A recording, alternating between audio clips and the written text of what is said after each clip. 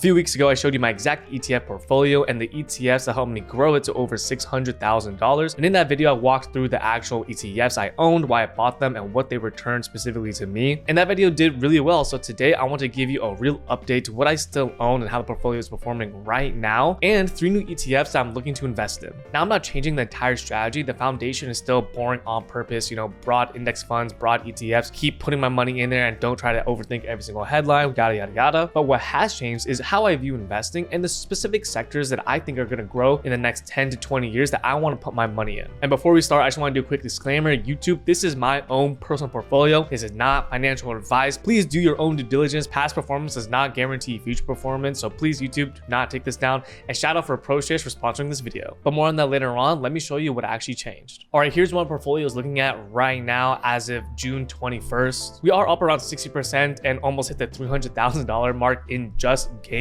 which is pretty crazy. And the majority of that is still with ETFs, but my individual stock portfolio has been kind of going crazy, thank goodness. What can I say? I may be a genius. I may have just got lucky, probably a little bit of both, but we're doing pretty well. And so year to date, we're actually up around 20%, while the market, the S&P 500, is only up around 9.6%. Again, we're doing pretty well as of now. It could always go sideways because I do have a lot of, more volatile investments, but as of right now, not too shabby. Now, of course, all these percentages and numbers do look really cool, but I don't want to act like, again, I'm like some sort of genius stock picker, because a lot of this came from just investing to the same boring things over and over again, like the ETFs and index funds that I truly believe in. And the general strategy is still roughly the same. The majority of my portfolio isn't just index funds and ETFs. However, a lot of my individual stock portfolios have been doing really well. So that's why I'm kind of easing off the gas pedal when it comes to investing into just individual stocks, and why I'm pouring more money into ETFs, because I still want the majority, around 70% of my portfolio, in just index funds and ETFs. And this is important because ETFs are what give me the foundation, gives me what peace of mind, and I can rely on that,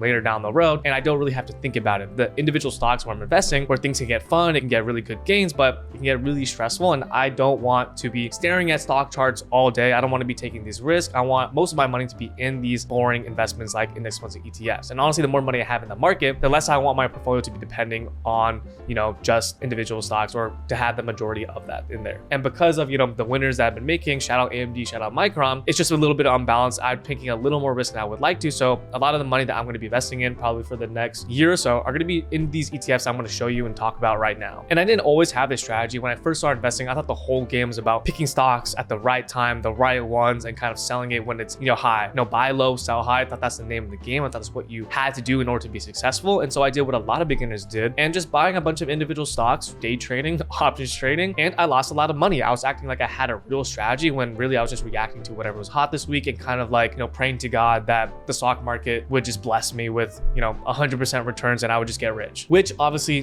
didn't happen. And still to this day, the best returns in my portfolio came from stuff I did not touch every day. Plus it was stress-free. I did have, a couple bangers, which is amazing, but that was super risky. And that position wasn't like that for the entire time. It's kind of just now taking off. And who knows, maybe next month it'll take a 20% dip, which most likely, because it has already been before. And that's why the base is not changing. VOO gives me exposure to S&P 500, the top largest 500 companies in the US stock market. VTSAX, which is the mutual fund version of VTI, gives me exposure to literally every single investable company in the stock market. QQM, kind of the similar as VOO or whole similar things, but it's just non-financial, a lot of growth and tech companies in there, which is just a little growth tilt. But again, these are all super diversified. It's hundreds of different companies, and I'm not putting all my eggs in one basket. But now that I kind of understand a little things a little more and see my portfolio go up and down and up and down, I understand that my portfolio is like very, very US heavy and tech heavy. And that doesn't mean I hate US stocks or tech especially. And obviously it's not true. I have a lot of tech stocks for a reason. But as I get older, I just know that I need to be a little more intentional, and I want the next changes that I make through ETFs reflect that. And so the first ETF that I added that I talked about a little while ago, if you followed my Instagram, is VXUS, which is Vanguard's Total International Stock Market ETF. And basically what this does is spreads my money across hundreds of different companies outside of the US, large, mid, small caps in Asia, in Latin America, and just the different parts other than the US. And that's something that I definitely was, lacking since it was just US. And evidently, if you've seen what happened,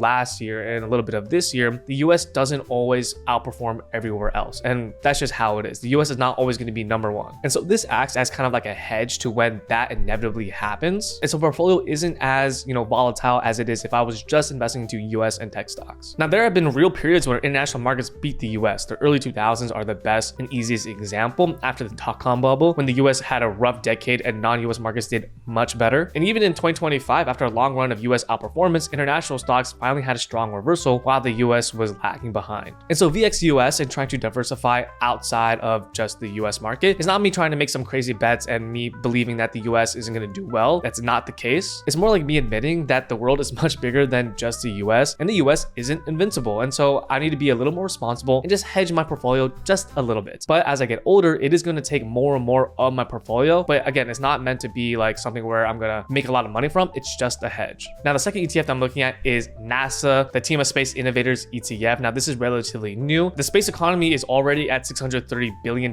and Morgan Stanley, McKinsey, and Bank of America are projecting to hit $1 trillion by 2030. And instead of kind of just trying to guess on which companies are going to be, the leaders of that, I'm just going to buy an ETF and try to, own the casino instead of gambling. And this ETF holds companies that are already doing really well, like SpaceX, Rocket Labs, ASTS, Planet Labs, which again are already kind of going crazy, and I kind of like missed the boat, and that's why I'm kind of buying this ETF. It does have a really high expense ratio, and it is very new. So again, that is why it's not going to be the big part of my portfolio. It's just going to be a little satellite play and a little bit riskier. It's kind of like the opposite reason of VXUS. And the main reason why I'm adding this to my portfolio is because I just want a little more exposure to the space economy. Obviously, I do have a little bit exposure through the ETFs I already invest in, but I want a little more skin in the game because I believe the space economy is just going to keep going and going. And so I want a little, piece of that. And I really like it because SpaceX is a part of it, but the fund also owns companies tied to the launch, the connectivity, imaging, defense, and space infrastructure. And that's what makes the space economy pretty interesting to me. And I feel like as we innovate, it's just going to get bigger and bigger, and the use cases for,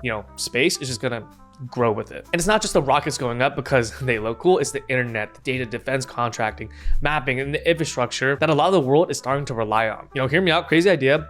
Let's put data centers on the moon. Is that even possible? If that's possible, let me know in the comments down below, because I don't know. That'd be cool though. And again, NASA is actively managed. It's not like VOO or VTI where it's a very passive, low risk. They're just matching an index. And so that means it has a higher expense ratio, and so the theme is a lot more speculative. So that's why I'm not really investing, again, a lot into this. And I only put just a little bit in my portfolio, and I'm planning on just dollar cost averaging. But again, it's not going to be a huge part of my portfolio. And that brings me to today's sponsor, because ProShares has a different way to look at SpaceX entirely. ProShares, one of the world's largest and trusted ETF providers, just launched ProShares Ultra SpaceX ETF right after its IPO, and the ticker symbol is SPCF. And this ETF is for people who have real conviction in SpaceX, which is one of the largest IPOs in history, because this ETF is a leveraged ETF that tracks 2 times daily returns of SpaceX before the fees and any expenses. And so this is a very specific tool. So I want to talk about it like a specific tool and not some sort of broad ETF you buy and forget about. A clean way to think about it is access and conviction. One ticker in a brokerage account with the convenience and transparency of an ETF without borrowing anything on margin. And so again, this is for people who have real conviction in SpaceX. And if you want to find a way to magnify that bullish view case,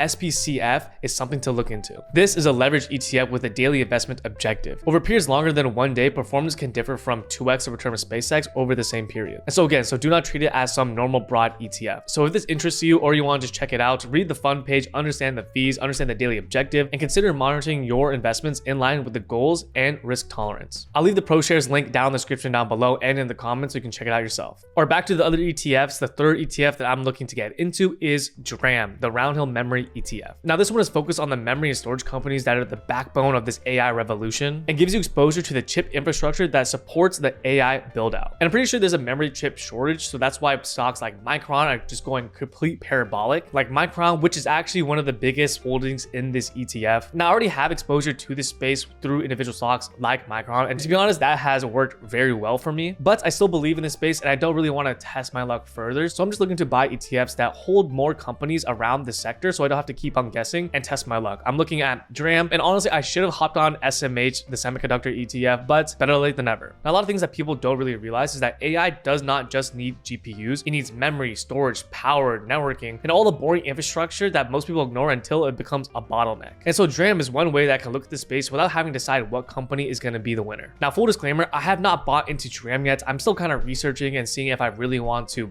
put this into my portfolio, but it is very high up on my list. Now, here's another bonus bonus ETF that I'm thinking about and is nuclear ETFs. And that's because I don't really have any exposure into this sector. And I really do think that the importance of clean energy and energy in general is going to be more and more important in the next decades and the years to come because of this AI revolution. And that's because all the data centers and all the semiconductor infrastructure, AI stuff needs power, clean power. And one of the options that is growing and growing and becoming more and more popular is through nuclear. And so that's why I think it's worth mentioning, because it connects to the same future focused ideas. And so when I think about the next decade, the areas that keep coming back are AI, semiconductors, nuclear, and the space economy. AI needs chips need memory, data centers need power, and space needs infrastructure. Now, that doesn't mean every company or every ETF in those categories are automatically a good investment. That's why I'm being a little more, hesitant and slow to put all my money in. But it just means that those are the spaces that I want to understand better before I keep putting my money into individual stocks where, I may or may not get lucky. And so that is the update to my ETF portfolio. The foundation is still the same, broad ETFs and index funds. That part is not changing. The change is where I'm trying to be more intentional with the new ETFs I'm looking like and trying to be a little more responsible and a little less, risk adverse, while still kind of dipping my toes into the industries that I think are going to do well. VXUS is about not being 100% US focused forever. NASA is getting me exposure to space economy without trying to guess, a specific winner. And DRAM's about staying close to memory and chips without having to rely on another individual stock and trying to get lucky. And ProShares SPCF is something to research if you have high conviction view on SpaceX and you actually understand leverage daily ETFs. Now, none of this is financial advice. This is just what I'm doing and what I'm comfortable doing with my own money. And if there's one thing I want you to take from this video is to build the boring base first and then be very careful with everything you add on top of it. The boring part needs to be the foundation. Everything else needs to be extra, the little sprinkles on top. And so please do your own due diligence, read the holdings, read the fees, and do not buy anything just because the ticker sounds cool or because I'm buying it. I learned that one the expensive way. And so if you want to check out SPCF, I'll put the link in the description down below and in the comments. And of course, till next time.